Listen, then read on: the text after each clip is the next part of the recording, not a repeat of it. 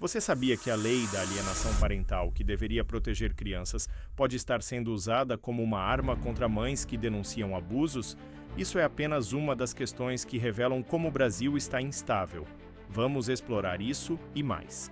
A lei da alienação parental, que completa 15 anos agora, em 2025, pode ser revogada. Para parlamentares e organizadores de direitos humanos, pais abusivos ou violentos têm usado a lei para acusar de alienação as mães que denunciam as agressões.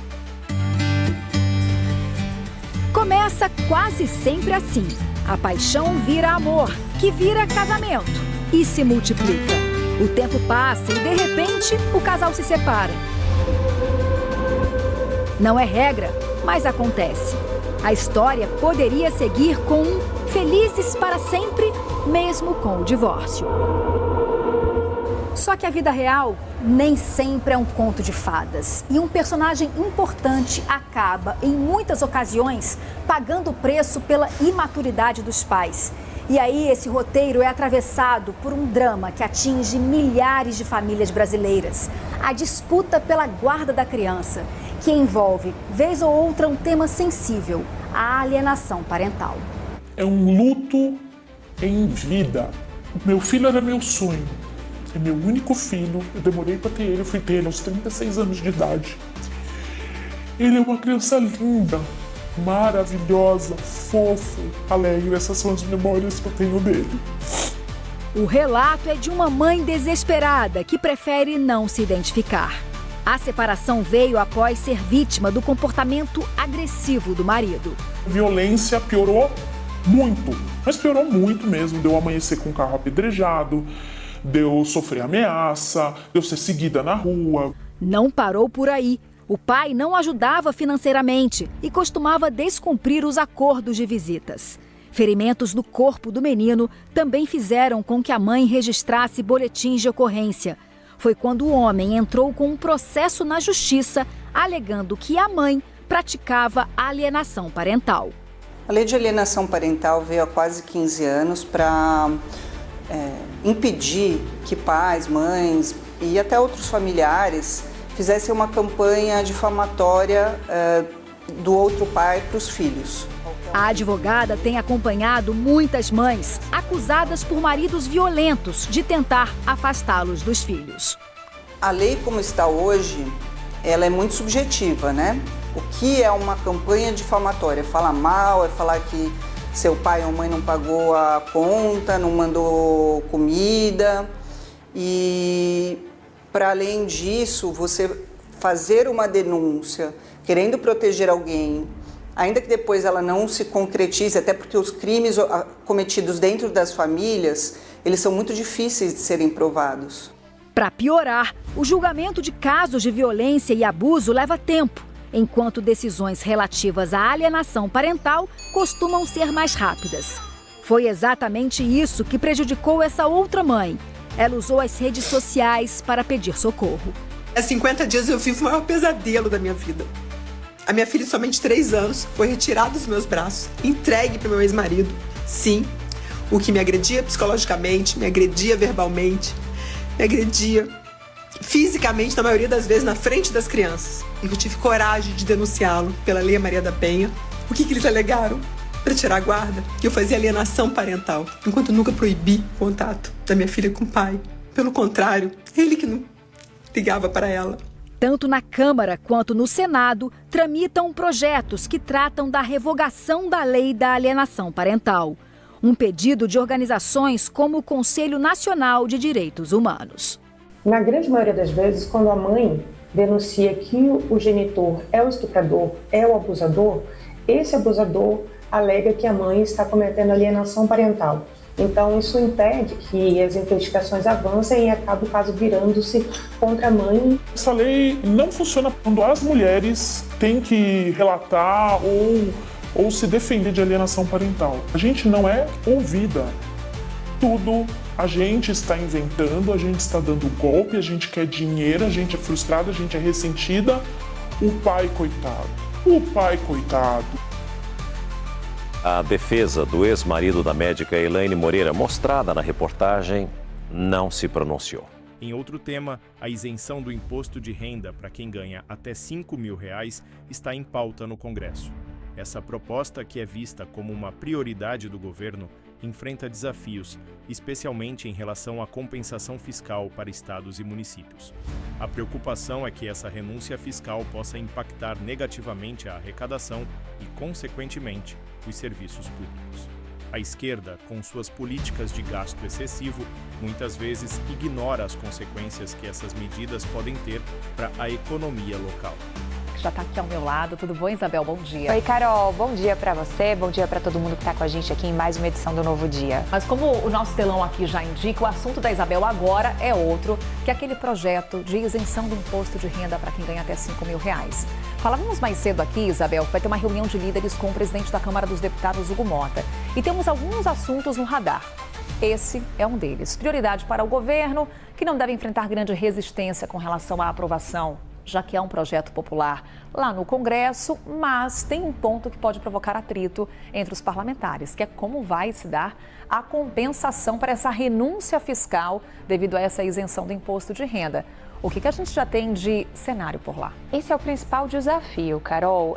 O ambiente é extremamente positivo para que você avance com essa proposta, que digamos que no momento presente é a menina dos olhos do governo, é a prioridade número 1, é uma reação também do ponto de vista da economia, né? É uma pauta tida como positiva, que foi muito bem trabalhada ali pelo Ministério da Fazenda nos últimos meses, apesar de ter errado na largada quando fez esse anúncio no final do ano passado, em conjunto com outros anúncios, né? Agora é tentar entrar em um novo momento dessa articulação política.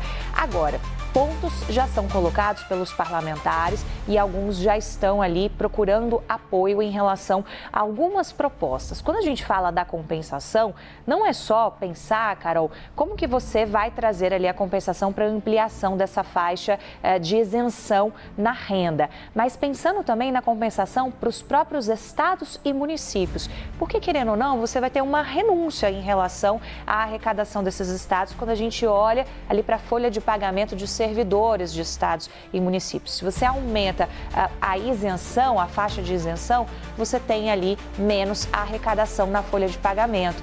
Então, de certa forma, vai ter ali diretamente um impacto que já está sendo levantado por alguns parlamentares como algo preocupante. Então, nesse ponto, é como compensar estados e municípios de algo que eles já estão premeditando que sim vai ter um efeito. Carol. Inclusive, quando o projeto foi divulgado, vale a gente lembrar, né, Isabel, que estados e municípios chiaram e vai ter mais chiadeira.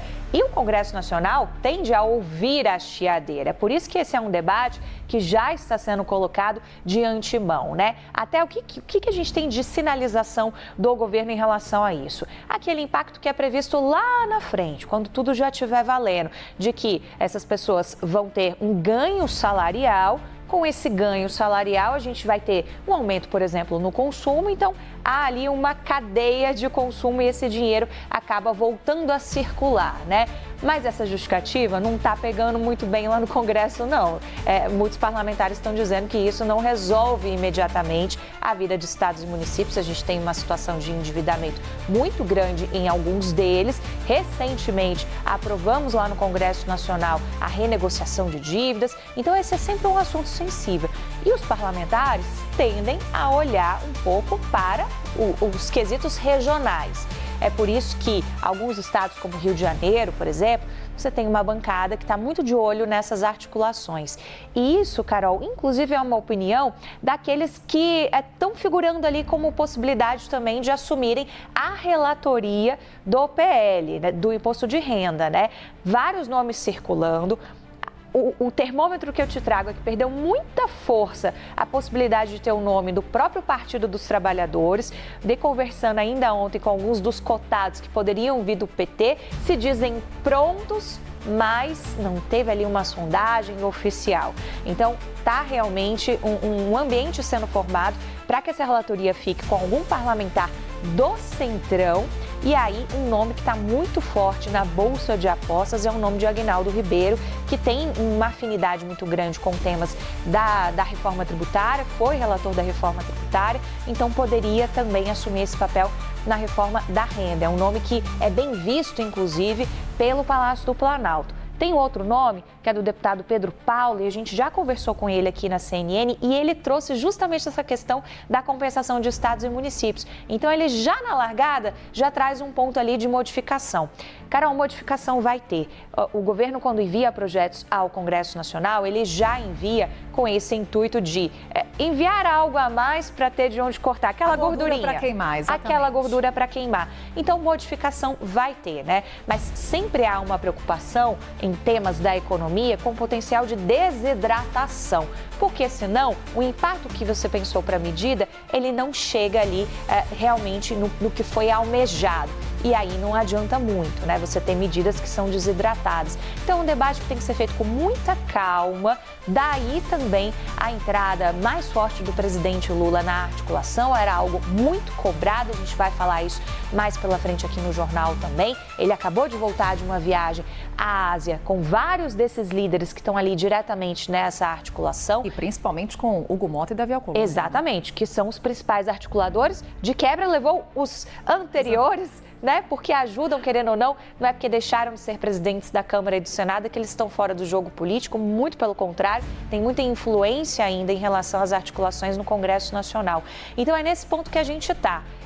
Todo mundo retornando para Brasília para que essas conversas ganhem corpo, ganhem musculatura, para que a gente possa ter os primeiros avanços. Qual que é o próximo passo?